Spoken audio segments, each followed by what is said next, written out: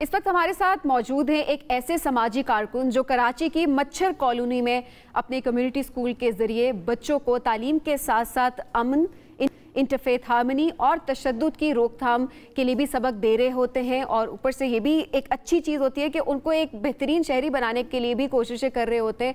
उसके लिए भी नई नई एक्टिविटीज़, नए नए इनिशिएटिव्स मुतारिफ करवा रहे होते हैं। मैं बात कर रही हूँ अयूब खान की, जिन्होंने इस मकसद के लिए हाल ही में एक सरकारी सेकेंडरी स्कूल का भी उन्होंने एक उसकी इंतज़ाम की जिम्मेदारियाँ संभाल ली हैं और वहाँ पर लगभग 200 तलबा ज़ेर तालीम है। इस वक्त हमारे साथ अयूब खान मौजूद है, उनसे उनकी कहानी जानते हैं कि किस तरह से उन्होंने इसको स्टार्ट किया, इस प्रोजेक्ट को किस तरह से वो आगे लेकर बढ़ रहे हैं अपनी एनजीओ के थ्रू। अयूब, बहुत शुक्रिया प्रोग्राम में ज्वाइन करने के लिए। अयूब, ज़रा बताइएगा, स्पेशली एक तो पसमानदा इलाका, यकीनन वहाँ पर चैलेंजेस भी बहुत ज़्यादा है, वहीं पर एक उम्मीद की किरण बनकर उन तमाम बच्चों के लिए, उन तमाम स्कूलों के लिए बाहर निकलना कितना मुश्किल था, कैसे इनिशिएट किया और उसके बाद किस तरह से आगे बढ़ रहे हैं?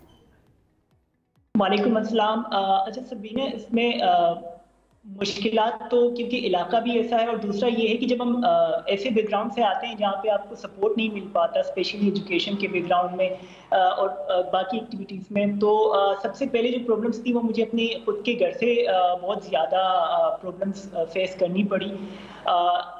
आर्ट के हवाले से अगर मैं बात करूँ कि वो हमारे पास एक ज़बान है मोहब्बत की, जिसके ज़रिए हम लोगों को अपना पैगाम पहुँचाते हैं। तो वहाँ से ये चीज़ें थी क्योंकि हमारा कॉन्सेप्ट बड़ा क्लियर नहीं है सोसाइटी के अंदर कि आर्ट के थ्रू बहुत सारी चीज़ें की जा सकती है।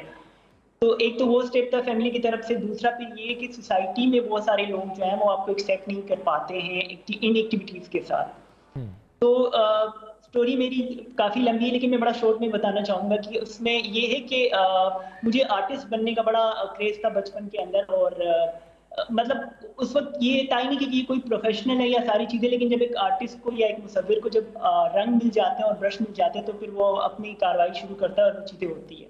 लेकिन सपोर्ट नहीं था फैमिली की तरफ से क्योंकि वो उसको कुछ समझते नहीं थे आर्ट को। तो चुप चुप के मैं करता था कुछ, और फिर एक ऐसा वक्त भी था कि मेरे पास मीडियम नहीं थे, तो मैंने एज अ मेकअप के टूल्स अपने सिस्टर के यूज़ किए एज अ वाटर मीडियम। और मैंने एक पेंटिंग बनाई थी और उसने विन किया था। वो मेरी एक बड़ी उम्मीद जागी कि हो सकता है। फिर उसके बाद कुछ इंटरनेशनली और नेशनली गवर्नमेंट ऑफ सिंध की जानिब से कुछ कॉन्टेस्ट वगैरह हुए थे जो मैंने विन किए और उसमें से मुझे एक अमाउंट मिली।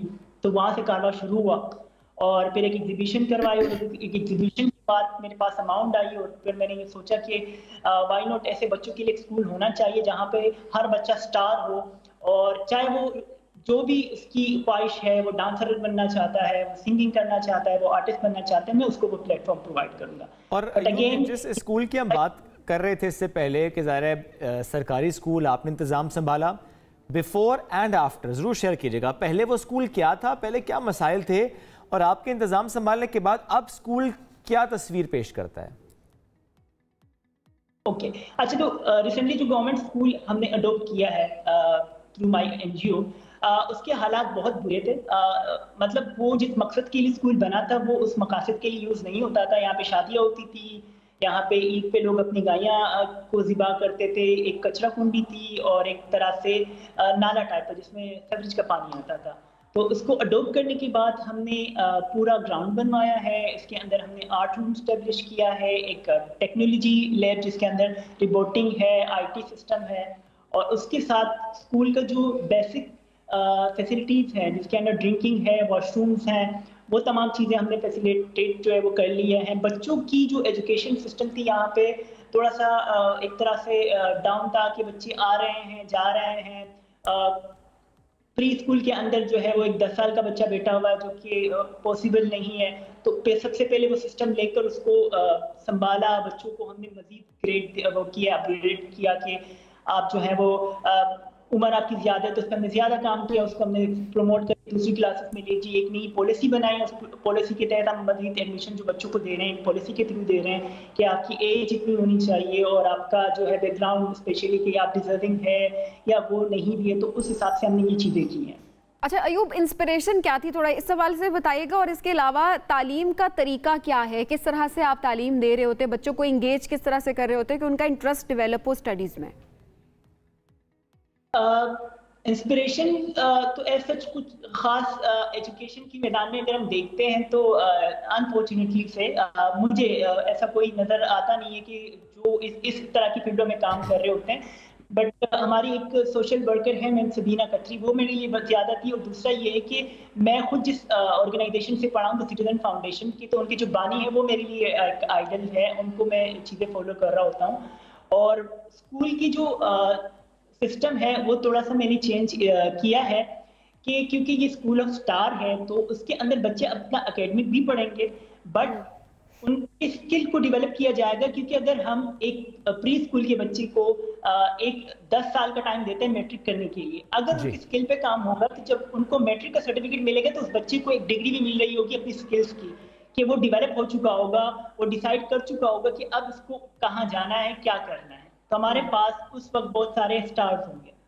और फंड्स कैसे मैनेज हो रहे हैं? ज़ाहिर है आपने ग्राउंड बनवाया, आपने स्कूल के इंफ्रास्ट्रक्चर को बेहतर किया, ऐसे में ज़ाहिर है बहुत से फंड्स लग जाते हैं, मैनेज कैसे किया? और क्या जो बच्चे यहाँ पर आ रहे हैं वो उनसे कुछ एक्स्ट्रा चार्ज तो नहीं किया जा रहा? नहीं, ये फुल फंडेड है। बच्चे फुल फ्री आते हैं, यहाँ पे कोई फीस नहीं ली जाती। और जो हमारी डोनेशंस है या जो वो है होती है वो उन लोगों के थ्रू हो रही है जो हमारे सपोर्टिव है, जो डोनर है लोकली।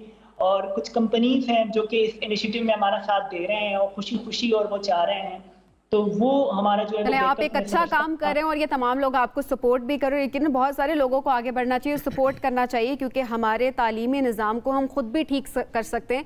गवर्नमेंट से एक्सपेक्टेशंस तो अपनी जगह पे, लेकिन अपने इस्तिताअत में जो है, जो आप कर सकते हैं अपनी कैपेसिटी में, वो आगे बढ़ के आपको ज़रूर करना चाहिए। अयूब, बहुत शुक्रिया प्रोग्राम में ज्वाइन करने के लिए।